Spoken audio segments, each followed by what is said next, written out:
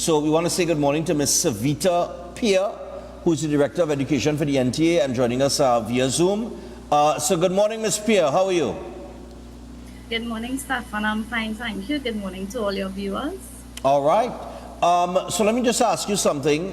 You're the Director of Education for the NTA. Could you give us a little bit on your background?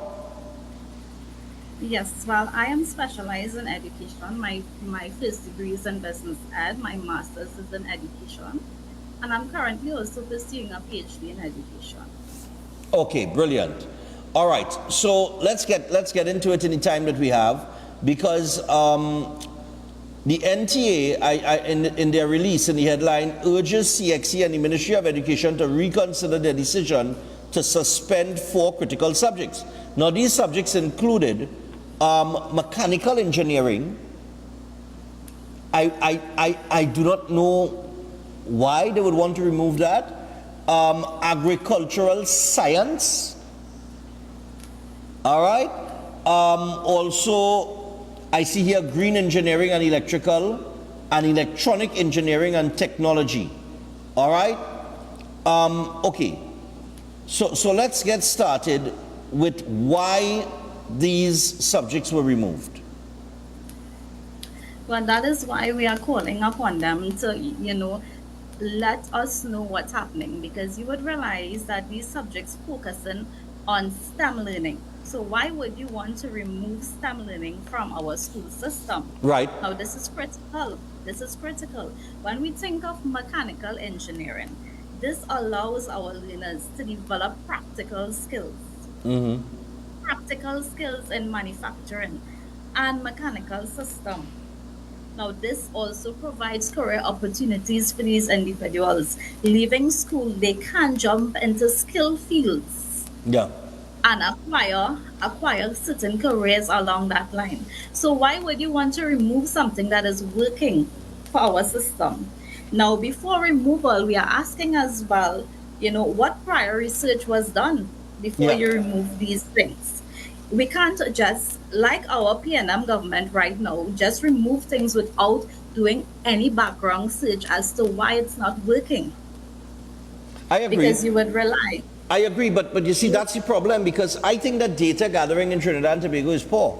I think that data gathering probably throughout other parts of the Caribbean is not where it's supposed to be at.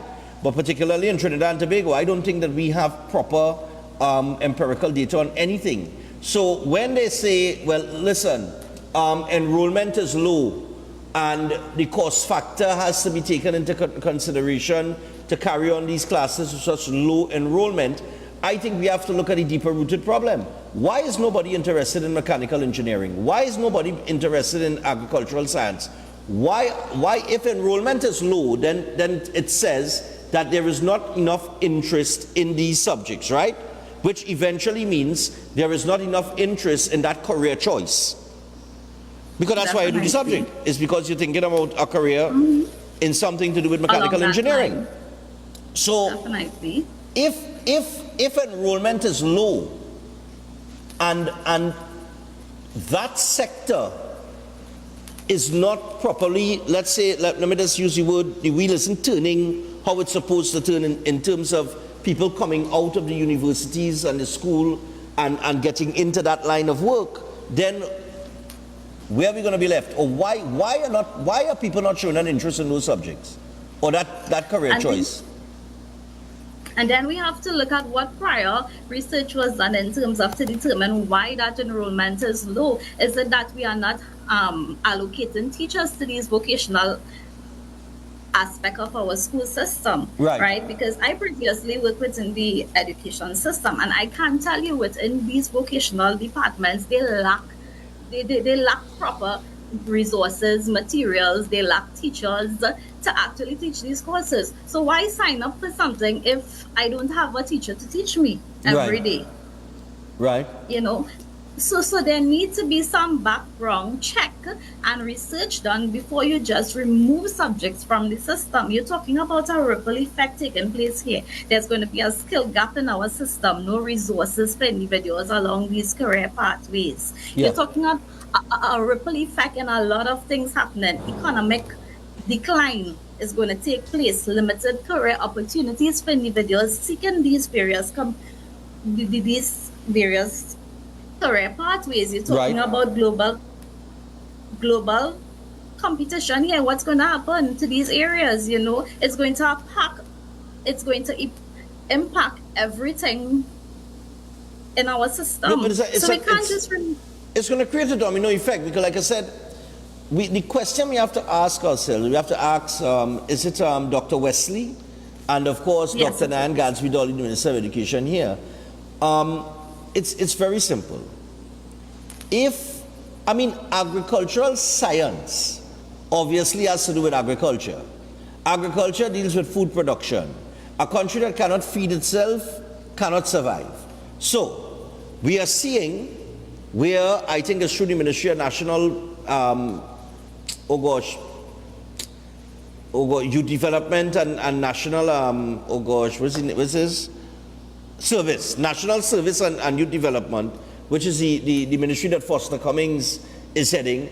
I have seen Foster Cummings all over the place trying to encourage young people into agriculture and all these things and promising them, I think it's a little money with a piece of land to plant on and all kind of thing. So I mean, if we're pushing in that direction for more people to get into the agricultural sector, then obviously agricultural science is beneficial as a subject that should stay, right?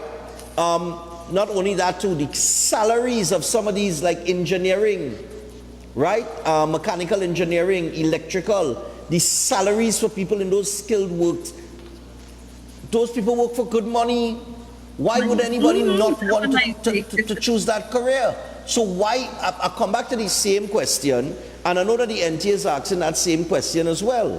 Where is the data on the enrollment, and more importantly, why has the enrollment dropped to where it is that you could now come and say as CXC that we're going to remove these subjects? Then you would realize two stuff. One, our system is not built to evaluate our learners, right?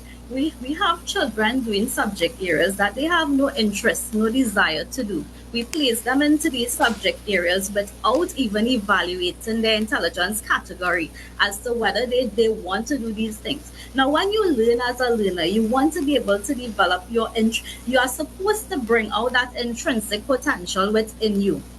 Now, Right. when you're placed within these various subject areas that you have no interest in learning, sometimes we wonder why these children give us the reaction they're giving.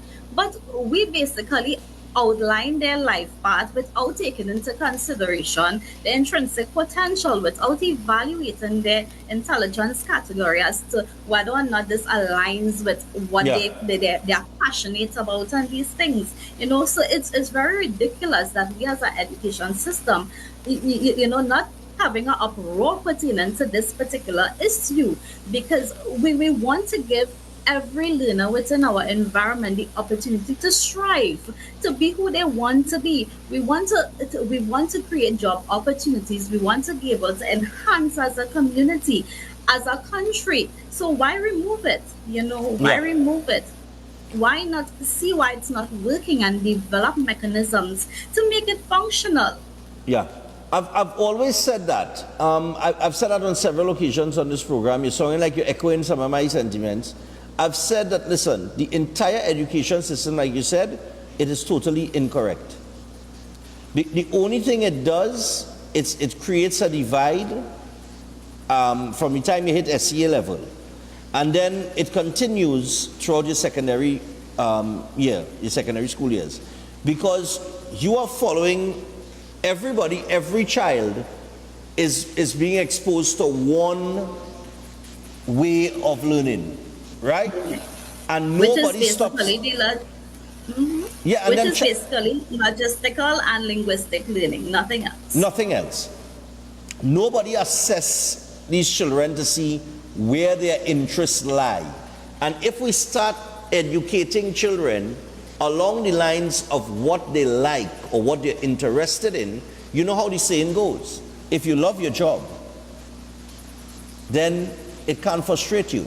So then we would essentially be putting people into jobs or choosing career paths that they love and they have a passion Exactly. for. Therefore, your productivity in that particular area will go up Going to- because they want to come to work. They want. But when you force people into a situation of taking whatever they could get or accepting failure, which eventually lowers self-confidence and so on and so forth, then it has a ripple effect. And maybe that's why we're suffering from what we're suffering from in society today, with all the gang wars and all the violence and all the crime, and it's because, I mean, some of these guys drop out of school. I mean, nobody never reach out to them. They never found out where their interests lie. You know what I mean? So it's refreshing to hear your take on it and your perspective. So anything additional you want to add to that in terms of your vision for what the education sector should start moving towards? What I also want to increase to the importance of STEM learning within our environment. These courses that are being removed as STEM courses. Now, what STEM learning allows you to do, which is science, technology, engineering, and mathematics, it allows you to develop your critical thinking skills. It allows you to problem solve. It allows you to become innovative. It allows you to become creative. So if we now remove this from our learners, what are we actually doing? Creating robotic children that are just within classroom systems to intake information. We are not allowing these children to strive, to grow, and hence the reason you would see the ripple effect that we are seeing in our school system today. If you ask most learners, they will tell you, if I'm coming to school to do what I enjoy doing, what I love doing, school will be an exciting environment to be in. But it's not. And then with society increasing, with technology increasing, with innovation taking place, the only thing that have not developed is our education system. We are still with an outdated system for over 60 years. Technology is increasing. It has not even been incorporated within our school system. Exactly. So we expect. Yeah, go ahead. We expect our learners to use technology on the outside, and when they come within our closed classroom environment, to remove it. I mean, how could we be so backward as an education system? Yeah. There is room for development in terms of increasing our technology within our classroom environments, making classrooms something children want to interact, they want to learn, they want to be able to be part of the experience of learning, not just sit down and listen to a teacher lecture. Exactly. That's the other thing too, where the approach to teaching too has to be looked at and sort of adjusted with the times. I mean, look, one of the subjects that's been removed here is electronic engineering and technology. I don't think any subject with the word technology at this point in time, as we move forward, should even be entertained as being removed from any curriculum. That's crazy to me, because technology is where this generation is at. This is the technology generation, and they're moving forward with it. I mean, look at AI technology and everything that's taking place right now. So you would think that these are things that should not be interfered with. In terms of what you're asking of Dr. Wesley here, because I see that you're joining with the call made in Jamaica as well. What is Jamaica's position on this? Definitely, they are not in agreement with this stand. We have various Caribbean regions that currently are not in agreement with it. So NTA stands as well. We are not in agreement with it. We would like to see the facts. We would like to see the research being done to actually determine, why are these courses that are very important being removed, instead of you all taking the time to evaluate what could be done to increase the enrollment within these courses. So we are calling upon Dr. Wesley to bring forth this information. Yeah, that's the other thing, you just mentioned it there, just before we get into the walk, before we run out of time. You just mentioned what was done to encourage an increase in enrollment before you decided to say, listen, we're scrapping this, we're removing these. Because you must do something. If you realize that enrollment is dropping here, then probably you're not educating young people on why these specific subjects should be of interest, because it creates opportunities in A, B, C, D, E, F, G career. choices as you get older and you leave school, right? What was done where that is regarded? I mean, they didn't really specify. They haven't really given any specifics on any data, as you said, any research and data that was done in order to come to the conclusion that these subjects have to be removed. So if the NTA, Jamaica, and some of the other Caribbean islands are having a problem with it, I think people should start asking some questions before these subjects are removed. All right. In terms of the educational walk, we have the flyer. Fellas, all have the flyer there, right? What is this walk about? Right. So I am happy to actually speak on this. We are the first political entity to begin an educational walkabout in Trinidad and Tobago, right? So what we did is we launched these educational walkabouts earlier this year. We did it in the Kirap region, where we conducted various walks throughout the community, engaging with our community members. We engage with them to be able to understand their concerns, give them an input in terms of how they feel about our education system. What are some of the things that they think needs changing within our education system?